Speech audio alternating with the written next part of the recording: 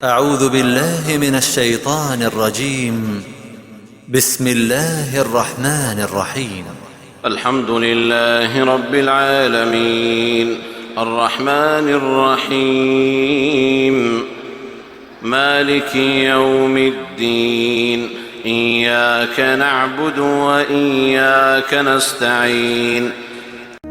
یا ایھا الناس، اے لوگو، ان کنتم فی ریب، اگر تمہیں شک ہے، من البعث، موت کے بعد دوبارہ اٹھائے جانے کے بارے میں، فإنا خلقناکم من تراب، تو بے شک ہم نے تمہیں مٹی سے بھی تو پیدا کیا، ثم من نطفۃ، اس کے بعد نطفے سے، منی کے نطفے سے.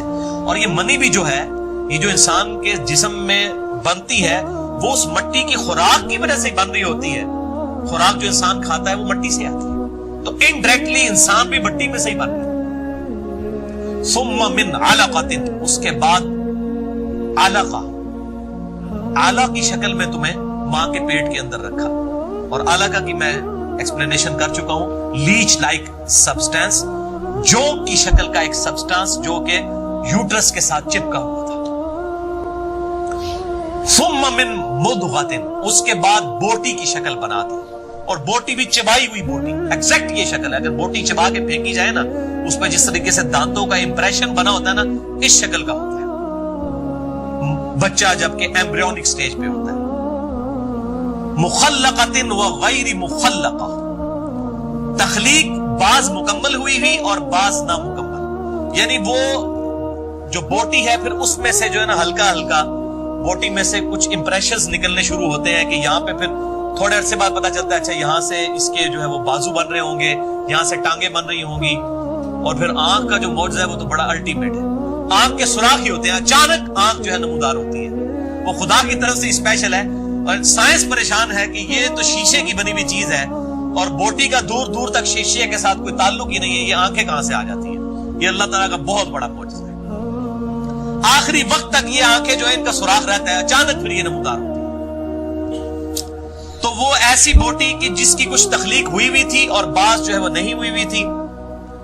لِنُبَيِّنَ لَكُمْ، تاکہ ہم کھول کر یہ بات تمہارے سامنے لے آئیں، یعنی ہم تمہارے خالق ہیں. وَنُقِرُّ فِي الْأَرْحَامِ، اور ہم تمہیں رحم مادر میں رکھتے ہیں، یوٹرس میں رکھتے ہیں، مَا نَشَاءُ إِلَىٰ أَجَلٍ مُّسَمَّى، جب تک ہم چاہتے ہیں ایک مقررہ مدت تک کے لیے. اور وہ ہر ایک کے لیے مختلف، انسان کے لیے 9 مہینے ہے، ہاتھی کے لیے 22 مہینے ہے، خرگوش کے لیے 1 مہینہ ہے. اگر آپ بیکٹیریاز کو دیکھیں، ان کی ریپروڈکشن جو ہے وہ سیکنڈز میں ہونی ہوتی ہے. یہ اللہ کی حکمت ہے کہ اس کو کس طریقے سے چلانا ہے. ثم نخرجکم طفلا، اس کے بعد ہم تمہیں نکالتے ہیں بچہ بنا کر. ثم لتبلغوا اشدکم، اور اس کے بعد ہم تمہیں جوانی کی حد تک پہنچا دیتے ہیں. ومنکم من یتوفی، اور بعض تم میں سے ایسے ہیں جو پہلے ہی فوت ہو جاتے ہیں، یعنی جوانی تک بھی نہیں پہنچتے. ومنکم من یرد الی ارذل العمر، اور تم میں سے بعض ایسے ہیں جو رذیل عمر، نکمی عمر، بڑھاپے کی عمر تک لوٹائے جاتے ہیں، یعنی آپ سمجھ لیں ابو 80-90. لِكَيْ لَا يَعْلَمَ مِن بَعْدِ عِلْمٍ شَيْئًا، تاکہ وہ بہت کچھ جاننے کے باوجود کچھ نہ جان سکے. یعنی بڑے بڑے فلاسفر جب بڑھاپے کی عمر کو پہنچتے ہیں نا، ان کو بنیادی باتیں بھی یاد نہیں رہتی ہیں. وہ لوگ جو اپنی جوانی کے اندر، یعنی دنیا میں لوگ ان کی مثالیں دیتے ہیں ان کی عقل کی اور فطانت کی، بڑھاپے میں بالکل بچوں والی حرکتیں شروع کر دیتے ہیں. یہ دنیا میں اللہ تعالیٰ نے کسپرسی انسان کو دکھا دی کہ انسان کتنا کمزور ہے. یعنی انسان ایسے انسان کو کہ امین احسن اسلائی صاحب کے بارے میں ڈاکٹر اسرار صاحب نے کہا، اتنے بڑے وہ فلاسفر، اتنے بڑے تھنکر اور اتنے بڑے قرآن کے مفسر، کچھ معاملات میں ہمیں اختلاف ہے لیکن بہرحال وہ غامدی صاحب اور ڈاکٹر اسرار دونوں کے استاد ہیں. قرآن کے حوالے سے ان کی خدمت اور تدبر القرآن جو ہے بہت بڑی خدمت ہے. یعنی مولانا مودودی کی تفہیم القرآن میں بھی جو کچھ چیزوں کی تشنگی تھی وہ آپ کو تدبر القرآن میں مل گئی. ڈاکٹر اسرار صاحب کہتے ہیں میں جب ان کو آخری وقت میں ملنے کے لیے گیا تو ان کی حالت بالکل یہی ہو چکی ہوئی تھی، اور میں حیران ہوا کہ یہ شخص جس کے پائے کا کوئی تھنکر نہیں تھا، کوئی مفسر نہیں تھا، جب میں اس سے پڑھا کرتا تھا، اور اب بالکل یہ بچوں والی حرکتیں. جب اس شخص کو انسان دیکھتا ہے نا اس حالت میں، پھر انسان کو یقین آتا ہے کہ انسان کی کوئی اوقات نہیں ہے۔ وَتَرَى الْأَرْضَ حَامِدَةً، اور تم دیکھتے ہو کہ زمین بالکل خشک ہوتی ہے، فَإِذَا أَنزَلْنَا عَلَيْهَا الْمَاءَ، اور جب ہم اس کے اوپر پانی نازل کرتے ہیں، اهْتَزَّتْ، تو وہ تر و تازہ ہو جاتی ہے، وَرَبَتْ، اور پھولتی ہے، وَأَنبَتَتْ، اور اگاتی ہے، مِن كُلِّ زَوْجٍ بَهِيجٍ، رونق افروز ہر قسم کی جوڑوں کی شکل میں زمین سے چیزیں اگانا شروع کر دیتی ہے۔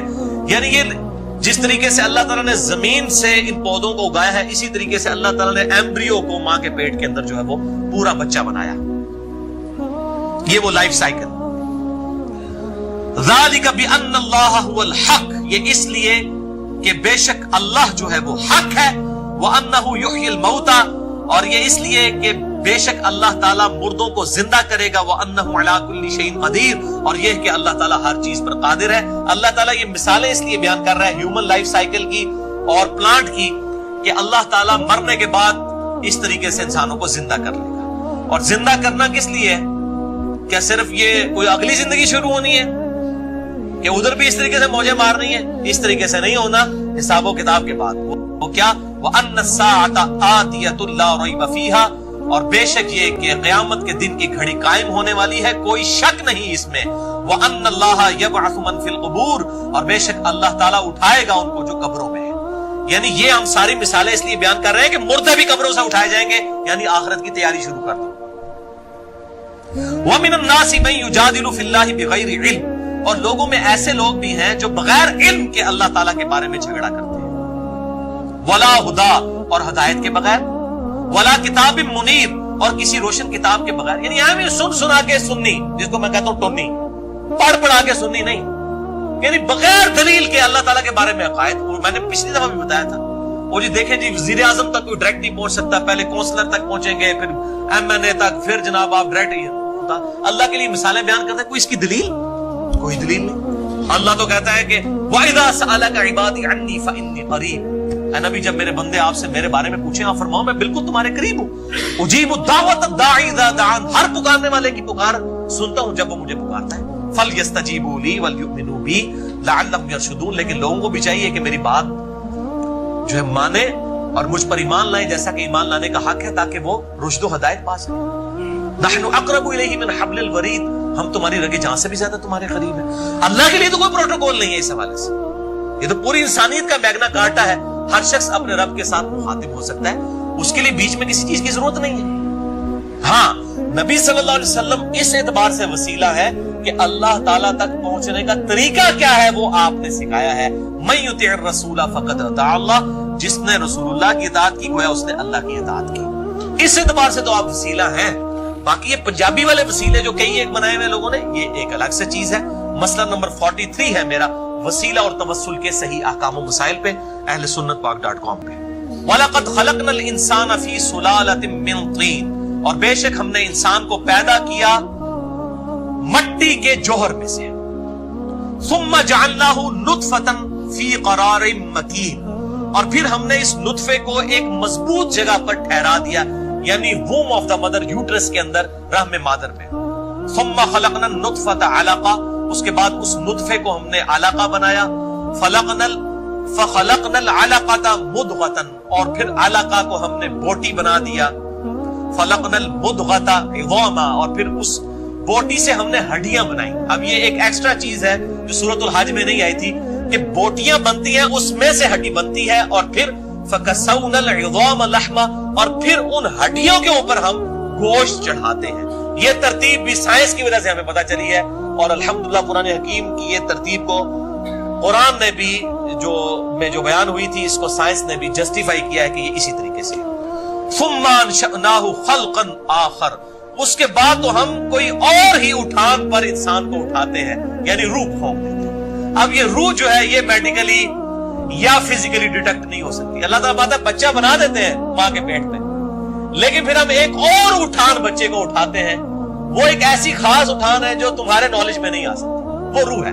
اب دیکھیں نا، بندہ وینٹیلیٹر پہ چڑھا ہوتا ہے، ڈاکٹر کہہ دیتے ہیں جی میڈیکلی ڈیڈ ہو چکا ہے۔ یار وینٹیلیٹر پہ اس کے وہ سارا خون بھی چل رہا ہے، دل بھی چل رہا ہے، تو ڈیڈ کیوں ہو چکا ہے؟ کیا چیز ہے بیچ میں سے نکل گئی ہے؟ روح، اور روح تیرے رب کا امر ہے۔ تو یہ اللہ تعالیٰ کا پھر ایک اور ہی اٹھان اٹھاتے ہیں، وہ تمہارے نالج سے باہر ہے کہ وہ کیا چیز ہے. اسی چیز کا نکل جانا ہی تو موت ہے. انسان اپنی موت کو نہیں ٹال سکتا. اللہ تعالیٰ نے فرمایا نا کہ تم اپنی موت کو نہیں ٹال سکتے، چاہے اپنے آپ کو مضبوط قلعوں میں بھی بند کر لو، موت نہیں ٹال سکتے. اور موت ہی سب سے بڑا پرابلم ہے. واللہ اگر موت نہ ہوتی کوئی اللہ تعالیٰ کا اوبیڈینٹ نہ ہوتا. یعنی میرا سب سے بڑا مسئلہ ہی موت ہے. اگر کسی شخص کو بتا دیا جائے کہ تجھے موت نہیں آنی ہے تو پھر خدا کو کس نے پوچھنا ہے؟ خدا کی کس نے اطاعت کرنی ہے؟ یہ موت تو سب سے بڑی تلوار ہے، کیونکہ انسان کو ڈر ہے کہ مرنے کے بعد کیا ہوگا میرے ساتھ. یہ وہ ڈر ہے جو انسان کو مجبور کرتا ہے خدا کو ماننے پر، کہ یہ پرپس فل کریشن ہے. فتبارک اللہ احسن الخالقین، تو کتنی برکت والا ہے وہ اللہ جو اتنی بہترین خلقت فرمانے والا ہے، سب سے بڑھ کر بہتر تخلیق فرمانے والا ہے. ثم انکم بعد ذلک لمیتون، اس کے بعد تم موت کا شکار ہو جاتے ہو. ثم انکم یوم القیامت تبعثون، پھر اس کے بعد قیامت والے دن تمہیں اٹھا بھی دیا جائے گا. یعنی اب تو کہتے ہیں نا کہ مر جائیں گے، مر کے بھی چین نہ پایا تو کدھر جائیں گے. یعنی مر کے بھی تو جان نہیں چھوٹ رہی نا. اللہ تعالیٰ مانتا ہے مرنے کے بعد دوبارہ تمہیں زندہ کر لیں گے. تو دوبارہ زندہ کریں گے تو کیا ہوگا؟ وہ اگلا ریفرنس ہے سورہ الدہر آیت نمبر 1-4. هل اتى على الانسان حين من الدهر، کیا انسان پہ زمانے میں طویل وقت ایسا نہیں گزرا، لم یکن شیئا مذکورا، کہ وہ کوئی قابل ذکر شے نہیں تھا. اب اس کی تفسیر ہے بہت زیادہ ہے، اس میں بعض ایوولوشن کی طرف بھی گئے ہیں اور چیزوں کی طرف، میں اس کو سکپ کر رہا ہوں. بہرحال انسان پہ طویل وقت ایسا گزرا ہے کہ وہ کوئی قابل ذکر شے نہ تھا. اللہ کے پاس اس کی روح تو موجود تھی لیکن خود کوئی قابل ذکر شے نہ تھا. انا خلقنا الانسان من نطفۃ امشاج، بے شک ہم نے انسان کو مرد اور عورت کی ملی جلی منی سے پروڈیوس کیا. نبتلیہ، تاکہ ہم انسان کو آزمائیں. فجعلناہ سمیعا بصیرا، تو ہم نے اسے سنتا اور دیکھتا کر دیا. یہ اعضاء ہم نے کس لیے دیے؟ ان السمع والبصر والفؤاد کل اولئک کان عنہ مسئولا، بے شک کان، آنکھیں اور عقل، اس کے بارے میں تمہیں پوچھا جائے گا. ان کو استعمال کر کے حق بات تک پہنچنے کی کوشش کیوں نہیں کی؟ انا ہدیناہ السبیل، بے شک ہم نے ہدایت کا راستہ واضح کر دیا ہے. اما شاکرا و اما کفورا، اب چاہے شکر گزاری کی روش اختیار کرو چاہے ناشکری کی. یہ آیت جو میں اکثر مسئلہ تقدیر میں بھی کوٹ کرتا ہوں کہ اللہ نے حق اور باطل بتا دیا، اب انسان کی مرضی حق کو قبول کرے یا باطل کو. لیکن اس کا یہ مطلب نہیں کہ جو مرضی کرتا رہے اینڈ میں بھی جو مرضی کو ہو جائے گا، اس طرح نہیں ہوگا.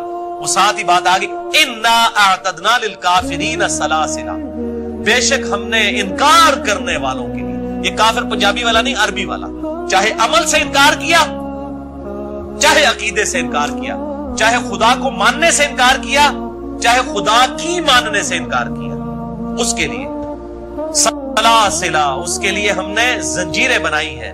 واغلالا، اور طوق، وسعیرا، اور دوزخ کی آگ. ولیعوذ باللہ تعالی. تو میرے بھائیو، انسان اللہ تعالیٰ کی سب سے سیریس کریشن ہے، یہ مقصد کے لیے پیدا ہوئی ہے. افحسبتم انما خلقناکم عبثا، کیا تم نے گمان کیا کہ ہم نے تمہیں ویسے ہی پیدا کر دیا؟ وانکم الینا لا ترجعون، اور تمہیں مر کر ہماری طرف نہیں لوٹنا. میرے بھائیو، موت بہت بڑی دھمکی ہے، یہ انسان کو مجبور کرتی ہے. اور وہ آیت یاد رکھیں، سورۃ الاعراف آیت نمبر 179، وَلَقَدْ ذَرَأْنَا لِجَهَنَّمَ كَثِيرًا مِنَ الْجِنِّ وَالْإِنسِ، اور بے شک جن اور انسانوں کی اکثریت پیدا ہی ہم نے دوزخ کے لیے کی ہے. بڑی سخت ہے، لیکن جان بوجھ کر نہیں. ہم نے ان کو آنکھیں دی تھی، یہ دیکھتے نہیں، کان دیے تھے سنتے نہیں، عقل دی تھی استعمال نہیں کرتے، دل کو استعمال نہیں کرتے. اولئک کالانعام بل ہم اضل، یہ چوپایوں کی مانند ہے بلکہ ان سے بھی گئے گزرے ہیں، جو ان انسٹرومنٹس کو استعمال کر کے خدا تک نہیں پہنچتے. اللہ نے کسی پر ظلم نہیں کیا، اللہ تعالیٰ نے اکاؤنٹیبل ٹھہرا لیا ہے ہر شخص کو یہ تمام چیزیں دے کر. تو انسان بڑی سیریس کریشن ہے. میں اکثر کہتا ہوں کہ ہم خدا کو سیریس نہیں لیتے، لیکن اللہ نے سب سے زیادہ سیریس جسے لیا ہے وہ انسان ہے. یعنی اللہ نے پیغمبر بھیجے، کتابیں بھیجی، پھر ہماری جبلت کے اندر حق اور باطل کی تمیز رکھتی. آج بھی ہالی ووڈ کی فلم کے اینڈ پہ نا سچ کی جی دکھائی جاتی ہے، جھوٹ کی جو ہے وہ شکست دکھائی جاتی ہے. یعنی ہماری انسٹنکٹ میں موجود ہے کہ سچ بولنا اچھا، جھوٹ بولنا برا ہے. نبی کی تعلیمات کے بغیر ہر انسان کو پتا ہے کہ دھوکہ دینا برا اور خیر خواہی کرنا اچھا ہے. اس ہیومن انسٹنکٹ کی وجہ سے اللہ تعالیٰ کی بارگاہ میں انسان اکاؤنٹیبل ہے. تو اللہ تعالیٰ نے انسان کو بڑا سیریس لیا ہے. انسان بھی اللہ تعالیٰ کو سیریس لے لے تب بچ سکتا ہے. باقی اب وہ جو ایشو ہے وہ بڑا سخت ہے کہ اللہ تعالیٰ نے ہمیں اتنی بڑی تکلیف اور مصیبت میں ڈالا کیوں, یعنی مجھ سے پوچھے بغیر مجھے پیدا کر دیا. اس کا جواب پھر قرآن میں اللہ تعالیٰ نے بالکل سیدھا سیدھا جواب دیا ہے سورۃ الانبیاء آیت نمبر 23. لا يسأل عما يفعل وهم يسألون. اللہ کو کوئی پوچھ نہیں سکتا کہ اس نے یہ کام کیوں کیا, اور جو وہ کرتے ہیں اللہ تعالیٰ ان سے پوچھنے والے ہیں. پر یہ مسئلہ تقدیر بڑا گمبھیر مسئلہ ہے, اور میں نے اللہ تعالیٰ کے فضل و کرم سے بڑی محنت کے ساتھ قرآن حکیم سے 50 کراس ریفرنسز لے کر 200 آیات کی روشنی میں مسئلہ تقدیر ریکارڈ کروا دیا ہے. 6.5 گھنٹے کے اندر میرے 4 لیکچرز ہیں. مسئلہ نمبر 103, 104A, 104B اور C, مسئلہ تقدیر اور انسان کی پیدائش کا مقصد کیا ہے, قرآن حکیم کی آیات کی روشنی